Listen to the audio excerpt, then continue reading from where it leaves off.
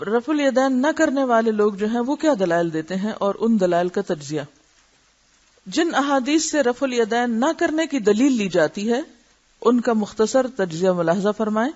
پہلی حدیث، حضرت جابر بن سمرہ رضی اللہ عنہ بیان کرتے ہیں کہ رسول اللہ صلی اللہ علیہ وسلم نے فرمایا، کیا بات ہے کہ میں تم کو اس طرح ہاتھ اٹھاتے دیکھتا ہوں گویا کہ وہ سرکش گھوڑوں کی دمیں ہیں، نماز میں سکون اختیار کرو.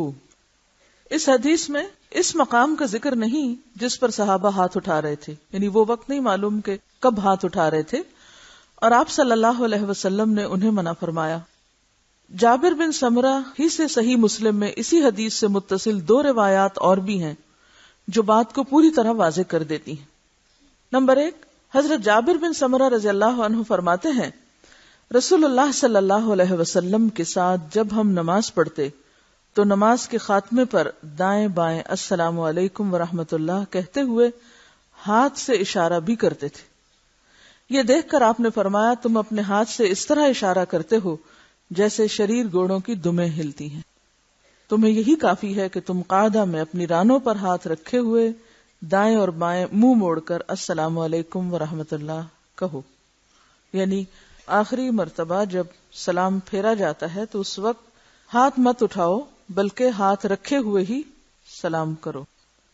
حضرت جابر بن سمرہ ہی کا بیان ہے، ہم رسول اللہ صلی اللہ علیہ وسلم کے ساتھ نماز کے خاتمے پر السلام علیکم ورحمۃ اللہ کہتے ہوئے ہاتھ سے اشارہ بھی کرتے تھے. یہ دیکھ کر آپ نے فرمایا، تمہیں کیا ہو گیا ہے کہ تم اپنے ہاتھوں سے اس طرح اشارہ کرتے ہو گویا وہ شریر گھوڑوں کی دمیں ہیں. تم نماز کے خاتمے پر صرف زبان سے السلام علیکم ورحمۃ اللہ کہو اور ہاتھ سے اشارہ نہ کرو. امام نووی رحمۃ اللہ علیہ المجموع میں فرماتے ہیں، جابر بن سمرہ کی اس روایت میں رکوع میں جاتے اور اٹھتے وقت رفع الیدین نہ کرنے کی دلیل لینا عجیب بات اور سنت سے جہالت کی قبیح بدترین قسم ہے، کیونکہ یہ حدیث رکوع کو جاتے اور اٹھتے وقت کے رفع الیدین کے بارے میں نہیں ہے، بلکہ تشہد میں سلام کے وقت دونوں جانب ہاتھ سے اشارہ کرنے کی ممانعت ہے، یعنی ادھر اور ادھر. محدثین اور جن کو محدثین کے ساتھ تھوڑا سا بھی تعلق ہے ان کے درمیان اس بارے میں کوئی اختلاف نہیں. اس کے بعد امام نووی امام بخاری کا قول نقل کرتے ہیں کہ اس حدیث سے بعض جاہل لوگوں کا دلیل پکڑنا صحیح نہیں، کیونکہ یہ سلام کے وقت ہاتھ اٹھانے کے بارے میں ہے، اور جو عالم ہے وہ اس طرح کی دلیل نہیں پکڑتا کیونکہ یہ معروف اور مشہور بات ہے. یعنی صحیح مسلم میں یہ روایات موجود ہیں، کوئی ڈھکی چھپی بات نہیں، اس میں کسی قسم کا اختلاف نہیں. اور یہ بات صحیح ہوتی تو ابتدائے نماز اور عید کا رفع الیدین بھی منع ہو جاتا. یعنی اگر اس سے مراد رکوع پہ جاتے اور اٹھتے وقت کا رفع الیدین تھا تو پھر شروع میں جب اللہ اکبر کہا جاتا ہے اس کو بھی روک دیا جاتا ہے، یا پھر عیدین میں جو نماز پڑھی جاتی ہے اس میں تکبیروں کے ساتھ ہاتھ اٹھائے جاتے ہیں تو وہ بھی روک دیا جاتا. مگر اس میں خاص رفع الیدین کو بیان نہیں کیا گیا. امام بخاری فرماتے ہیں، پس ان لوگوں کو اس بات سے ڈرنا چاہیے کہ وہ نبی صلی اللہ علیہ وسلم پر وہ بات کہہ رہے ہیں جو آپ نے نہیں کہی. یعنی اس حدیث سے یہ دلیل پکڑنا کہ اس سے مراد رکوع میں جاتے اور اٹھتے وقت کا رفع الیدین ہے تو یہ غلط استدلال ہے، اور لوگوں کو خدا سے ڈرنا چاہیے کہ وہ آپ کی بات کو کس طرح انٹرپریٹ کر رہے ہیں. کیونکہ اللہ تعالیٰ فرماتا ہے، فَلْيَحْذَرِ الَّذِينَ يُخَالِفُونَ عَنْ أَمْرِهِ أَن تُصِيبَهُمْ فِتْنَةٌ أَوْ يُصِيبَهُمْ عَذَابٌ أَلِيمٌ. پس ان لوگوں کو جو نبی صلی اللہ علیہ وسلم کی مخالفت کرتے ہیں اس بات سے ڈرنا چاہیے کہ انہیں دنیا میں کوئی فتنہ یا آخرت میں دردناک عذاب پہنچے.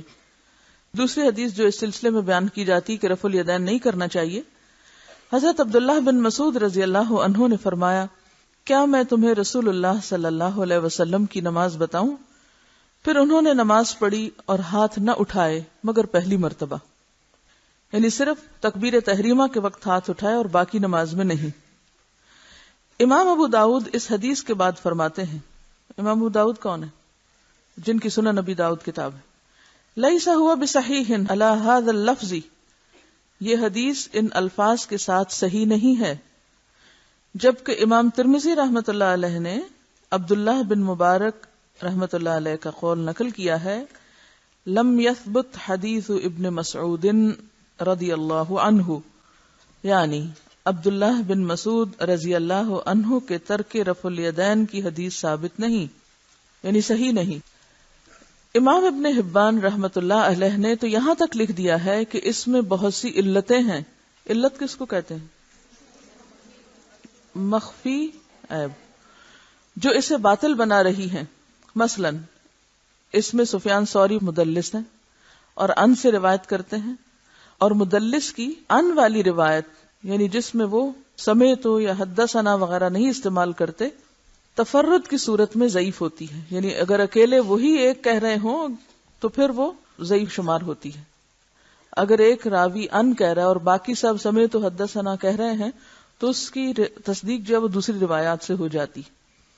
تیسری حدیث، حضرت براء رضی اللہ عنہ کہتے ہیں میں نے رسول اللہ صلی اللہ علیہ وسلم کو دیکھا، آپ جب نماز شروع کرتے تو دونوں ہاتھ کانوں تک اٹھاتے، ثم لا یعود، پھر نہیں اٹھاتے تھے، یعنی ایک ہی بار اٹھاتے۔ امام نووی رحمہ اللہ فرماتے ہیں کہ یہ حدیث ضعیف ہے، اسے سفیان ابن عیینہ، امام شافعی، امام بخاری کے استاد امام حمیدی اور امام احمد بن حنبل جیسے ائمۃ الحدیث رحمہم اللہ نے ضعیف قرار دیا ہے۔ کیونکہ یزید بن ابی زیاد پہلے لا یعود نہیں کہتا تھا، اہل کوفہ کے پڑھانے پر اس نے یہ الفاظ بڑھا دیے۔ مزید برآں یزید بن ابی زیاد ضعیف اور شیعہ بھی تھا، آخری عمر میں حافظہ خراب ہو گیا تھا، نیز مدلس تھا۔ علاوہ ازیں رفع الیدین کی احادیث اولا ہیں کیونکہ وہ مثبت ہیں، یعنی جتنی احادیث کرنے کے بارے میں آئی ہیں وہ ساری اس کے کرنے کا جواز پیش کر رہی ہیں، اور نافی کا مطلب ہوتا ہے جس میں روکا گیا ہے اس پر مثبت کو ترجیح حاصل ہوتی، یعنی اگر دو طرح کی احادیث آمنے سامنے ہوں تو پھر ترجیح کا اصول کیا ہے کہ جس میں کرنے کا حکم دیا گیا ہے اسے لیا جائے بنسبت اس کے کہ جس میں نہ کرنے کی بات آ رہی ہو۔ بعض لوگ دلیل دیتے ہیں کہ منافقین آستینوں اور بغلوں میں بت رکھ کر لاتے تھے، بتوں کو گرانے کے لیے رفع الیدین کیا گیا، بعد میں چھوڑ دیا گیا، لیکن یہ بات جو عام طور پر دلیل کے طور پہ پیش کی جاتی ہے، کتب احادیث میں اس کا کوئی ثبوت نہیں، یعنی کہیں سے یہ بات ثابت نہیں کہ یہ بات اس وجہ سے ہے۔ البتہ یہ قول جہلا یعنی جاہلوں کی زبانوں پر گھومتا رہتا ہے۔ یہ جو بتوں والا قصہ ہے اس کے بارے میں آپ نیچے دیکھیے حاشیے پر، مکہ میں بت تھے مگر جماعت فرض نہیں تھی۔ بت کہاں تھے؟ مکہ میں، لیکن جماعت سے نماز فرض نہیں تھی۔ مدینہ میں جماعت فرض ہوئی مگر بت نہیں تھے۔ پھر منافقین مدینہ کن بتوں کو بغلوں میں دبائے مسجدوں میں آتے۔ تعجب ہے کہ جاہل لوگ اس بات کو صحیح مانتے ہیں اور اس کے ساتھ ساتھ نبی صلی اللہ علیہ وسلم کو عالم الغیب بھی مانتے ہیں، حالانکہ اگر آپ عالم الغیب ہوتے تو رفع الیدین کروانے کے بغیر بھی جان سکتے تھے کہ فلاں فلاں شخص مسجد میں بت لے آئے تو اس کو وہیں سے نکلوا دیتے۔ بت ہی گرانے تھے تو یہ تکبیر تحریمہ کہتے وقت یعنی پہلے ہی اللہ اکبر جس سے نماز کا آغاز ہوتا ہے تو وہی کافی تھی، یعنی اس سے بھی مقصد تو حل ہو جاتا، اور اسی طرح رکوع اور سجود کے دوران بھی کر سکتے تھے، یعنی اگر بت تکبیر تحریمہ میں نہ بھی گریں تو دوسری دفعہ رفع الیدین کی ضرورت نہیں تھی۔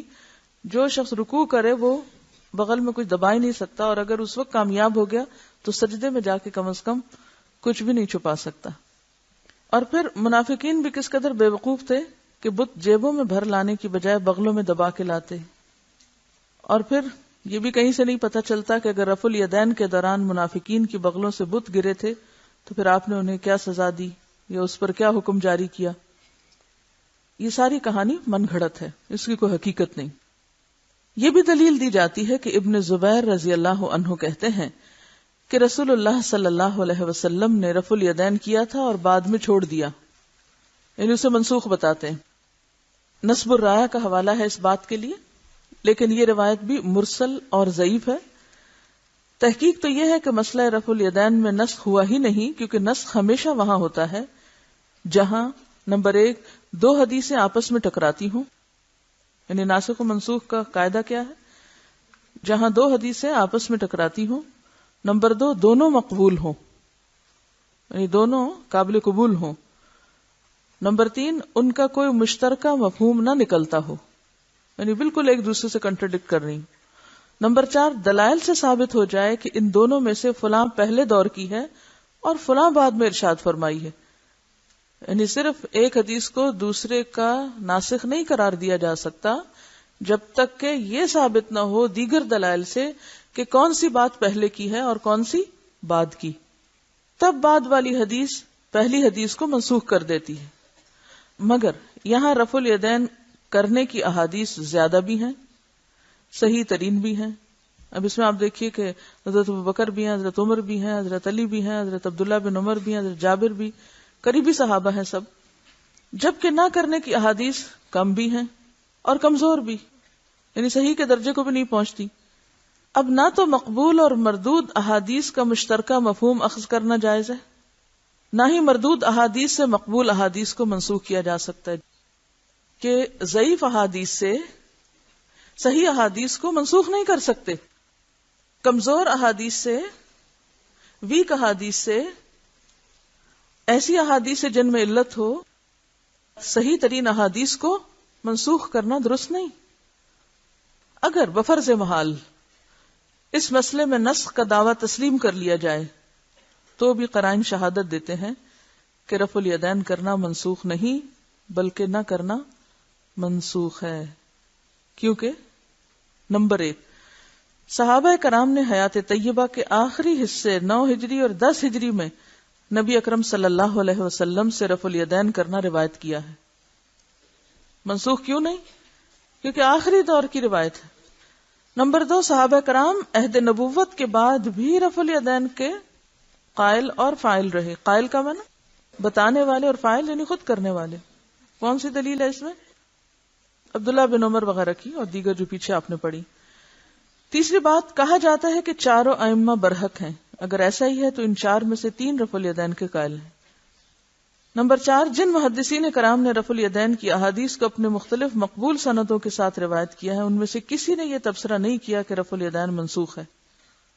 اس سے پتہ چلتا ہے کہ صحابہ اور تابعین اور فقہاء اور محدثین رحمہم اللہ کے نزدیک رفع الیدین منسوخ نہیں بلکہ سنت نبوی ہے. اور ظاہر ہے کہ سنت چھوڑنے کے لیے نہیں ہوتی، اپنانے کے لیے ہوتی ہے. اب جو شخص ایک غیر معصوم امتی کے عمل کو سنت نبوی پہ ترجیح دیتا ہے اور سنت کو جان بوجھ کے چھوڑے ہوئے ہے، اسے حب رسول کا دعویٰ کرنا جچتا نہیں. یعنی ساتھ ہی یہ بھی کہے کہ مجھے اللہ کے رسول صلی اللہ علیہ وسلم سے بہت محبت ہے اور پھر آپ کے عمل پر کسی دوسرے کے عمل کو ترجیح دے، تو پھر یہ محبت کس درجے کی محبت ہے. اسی طرح اس سلسلے میں ایک اور روایت بھی پیش کی جاتی ہے کہ عبداللہ بن مسعود نے فرمایا، میں نے رسول اللہ صلی اللہ علیہ وسلم اور ابو بکر اور عمر کے ساتھ نماز پڑھی، یہ لوگ شروع نماز کے علاوہ ہاتھ نہیں اٹھاتے تھے. یعنی یہ روایت بھی آتی ہے. امام بہقی اور دارقطنی لکھتے ہیں کہ اس کا راوی محمد بن جابر ضعیف ہے، بلکہ بعض علماء ابن جوزی اور ابن تیمیہ وغیرہ نے اسے موضوع کہا ہے. یعنی یہ روایت ابن مسعود کی بیان کردہ نہیں بلکہ کسی نے خود تراش کر ان کی طرف منسوب کر دی ہے، لہذا ایسی روایات پیش کرنا بھی جائز نہیں. خلاصہ، رفع الیدین کی احادیث بکثرت اور صحیح ترین اسناد سے مروی ہیں. عدم رفع الیدین کی احادیث مانن یا سندن ثابت نہیں. امام بخاری لکھتے ہیں کہ اہل علم کے نزدیک کسی ایک صحابی سے بھی عدم رفع الیدین ثابت نہیں. یعنی اہل علم اور محققین کے نزدیک کوئی ایک صحابی بھی ایسے نہیں کہ جن سے یہ صحیح حدیث سے ثابت ہو کہ انہوں نے رفع الیدین نہیں کیا تھا. بہرحال یہ مسئلہ ان مسائل میں سے بن گیا ہے کہ جس پر بہت لے دے ہوتی ہے اور سارا جھگڑا یہیں سے شروع ہو جاتا ہے کہ کسی کو نماز میں ہاتھ اٹھاتے اگر دیکھ لیا جائے تو فوراً تبصرے اور بہت کچھ شروع ہو جاتا ہے. تو ایسی صورت میں کوئی بھی کام نہ تو کسی کی ضد میں کرنا چاہیے، نہ کسی کی حمایت میں اور نہ کسی کی مخالفت میں. کسی بھی کام کو کرنے کے لیے سب سے پہلے آپ کا اپنا شرح صدر ضروری ہے. اگر آپ کا شرح صدر ہو تو دوسروں کو قائل کرنا آپ پہ فرض نہیں. آپ اپنا عمل تو جاری رکھیں لیکن اس بات میں نہ پڑیں کہ دوسرے کیوں قائل نہیں ہو رہے. ظاہر ہے کہ جس طرح آپ نے علوم الحدیث پڑھا اور اس میں احادیث کی قسمیں پڑھی اور پھر استنباط کے طریقے پڑھے اور پھر علماء کرام اور فقہاء اعظام کے جو طریقہ استدلال تھا یا طریقہ استنباط تھا اس کو بھی آپ نے پڑھا اور وہ چیزیں بھی مختصراً آپ کے سامنے تھی. یہ تمام چیزیں عوام الناس کے سامنے نہیں ہوتی لہٰذا اگر آپ دین کی تبلیغ اور اشاعت اس مقدس فریضے سے شروع کریں کہ انہی مسائل پہ لوگوں کے ساتھ جھگڑا شروع کر دیں تو یہ طریقہ درست نہ ہوگا.